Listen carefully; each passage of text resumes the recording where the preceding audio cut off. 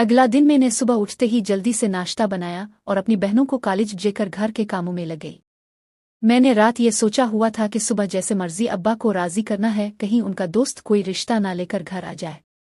अब्बा हर रोज की तरह सोफे पर बैठे हुए थे। मैंने कल से ज्यादा टाइट कपड़े पहन रखे थे। उन कपड़ों में मेरा जिस्म बहुत ही हूट लग रहा था। जीन्स और बहुत ही छोटी सी कमीज पहन रखी थी कि अगर मैं झुको तो मेरी हब साफ साफ दिखाई दे।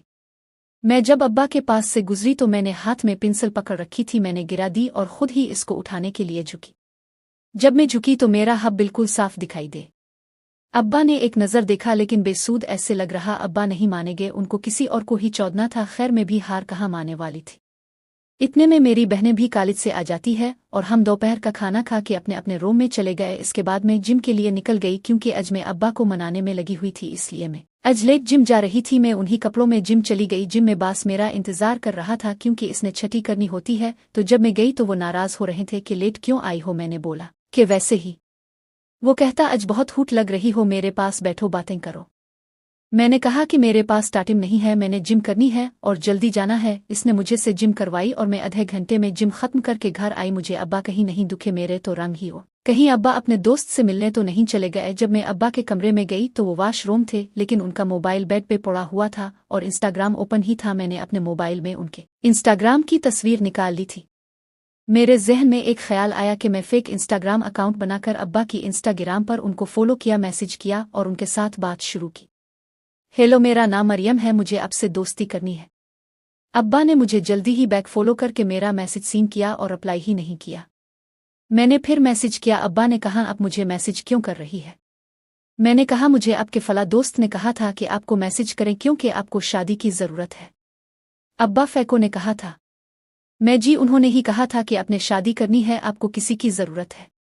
अब्बा ने फुट से जवाब दिया हाँ मुझे करनी है शादी, तुमसे मुझे ज़रूरत है तुम्हारी, में तुम जी भर के चौदोगा, तुम्हारी हर ख्वाहिश पूरी कर दूंगा।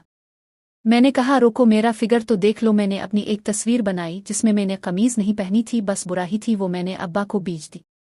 अब्बा ने मुझे जल्दी ही हाँ कर दी। मैंने अब्बा को बोला कि आप मुझे अच्छी तरह से जान लो, फिर जब अब बोलोगे मैं तैयार हो जाऊंगी। अब्बा ने कहा कि ठीक है। अब शाम का वक्त था, मेरी बहनें भी एकेडमी से वापस आ गई थी। अब मैंने रात का खाना बनाना था। मैंने अब्बा से कहा कि जा, मैं बाद में बात करती हूँ। अब्बा ने लिखा कि ठीक है। मैंने खाना बनाया, सबके साथ मिलकर खाना खाया और सब अपने अपने कमरे में चले गए।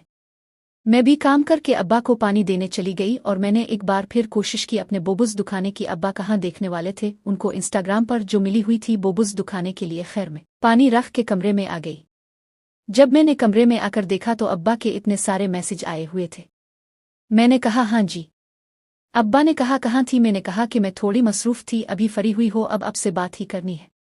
अब्बा ने कि ठीक है, बताओ तुम मुझसे शादी तो कर रही हो।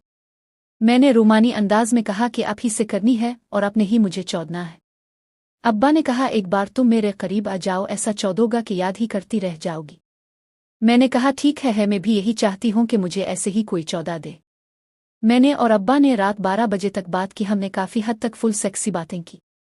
अब्बा ने मुझे कहा कि जब तुम मेरे पास आओगी तुम्हारी चौथ पे अपना लंड रख कर इतने मज़े दोगा कि याद रहेगा। मैंने कहा मैंने आपके लंड को बाहर ही नहीं निकलने देना अपनी चौथ से। अब्बा कहते आप यार कितनी अच्छी बातें करती हो, मैं हूट हो रहा हूँ। उधर मेरी भी हालत ख़राब हो रही थी, मैं भी गीली हो चुकी थी। काफ़ी मज़ा आ रहा था फुल हूट हूट बातें करके। फिर मैंने उनसे कहा कि मैं आपसे सुबह बात करती हूँ। अब्बा ने कहा नहीं जान, अभी नहीं। फिर मैंने एक और नंगी तस्वीर भेज दी तो वो तो जैसे पागल हो गए। वो कहते मुझे अभी मिलो। मैं सुबह से शाम तक काम करती थी, आज पहली बार मैं इतना लेट सो रही थी। खैर मज़े में इतनी गुम थी कि पता ही नहीं चला कब वक्त गुजर गया। मैंने अब्बा को कहा कि मैं सुबह बात करती हूँ, रात काफ़ी हो गई है। अब्बा ने कहा ठीक है, मैं भी सोता हूँ, फिर सुबह बात होती। इतना कहकर मैंने मोबाइल रखा और सो गई।